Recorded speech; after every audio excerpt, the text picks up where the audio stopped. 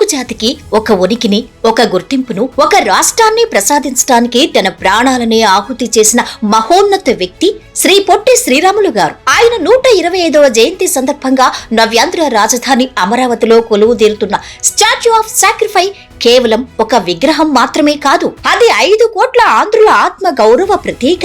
అమరజీవి ఆశయం 58 రోజుల అఖండ దీక్ష. బ్రిటిష్ పాలన నుండి విముక్తి పొందిన భాషా ప్రయుక్త రాష్ట్రాల ఏర్పాటు కోసం తెలుగువారు చేసిన పోరాటం చరిత్రలో నిలిచిపోయింది. మద్రాసు మనదే అన్న నినాదంతో తెలుగువారి కోసం ప్రత్యేక రాష్ట్రం కావాలని శ్రీరాములు గారు చేపట్టిన ఆమరణ నిరాహార దీక్ష ప్రపంచ శాంతియుత పోరాటాల్లోనే అరుదైంది. అన్నపానీయాలు విడిచి అంగుళం కూడా వెనక్కి తగ్గకుండా 58 రోజుల పాటు చేసిన పోరాటం 1952 డిసెంబర్ 15న ఆయన ప్రాణత్యాగంతో ముగిసింది. ఆ త్యాగమే నేడు మనం అనుభవిస్తున్న ఈ భౌగోళిక గుర్తింపుకు పునాది. అమరజీవి స్మృతిలో అమరావతిలోని శాఖమూరులో ప్రభుత్వం అత్యంత ప్రతిష్టాత్మకంగా ఈ విగ్రహాన్ని నిర్మిస్తోంది. మార్చి 16న ఆయన 125వ జయంతి నాడే దీన్ని ఆవిష్కరించడం ఒక చారిత్రక సువర్ణ ఘట్టం.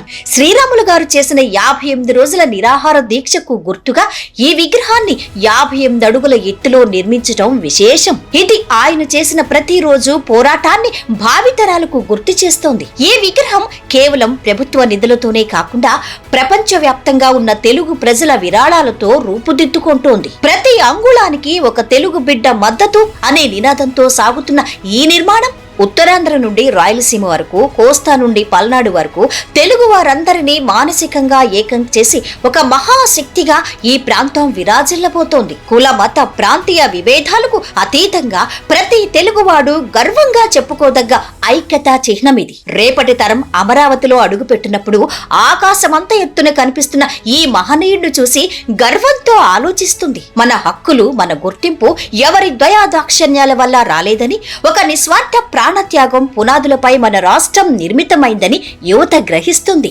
శాఖమూరులో శరవేగంగా పనులు పూర్తి చేసుకుంటున్న ఈ విగ్రహం మార్చి 16న ఆవిష్కృతం కాబోతోంది. ఇది ఆంధ్రుల ఆత్మ గౌరవ ప్రయాణంలో ఒక కొత్త శకాన్ని ఆరంభిస్తుంది. భాష కోసం, జాతి ఉనికి కోసం ప్రాణాలు తృణప్రాయంగా వదిలేసిన ధీరోదాత్త చరిత్ర మనదని యావత్ ప్రపంచానికి సగర్వంగా చాటి చెబుదాం.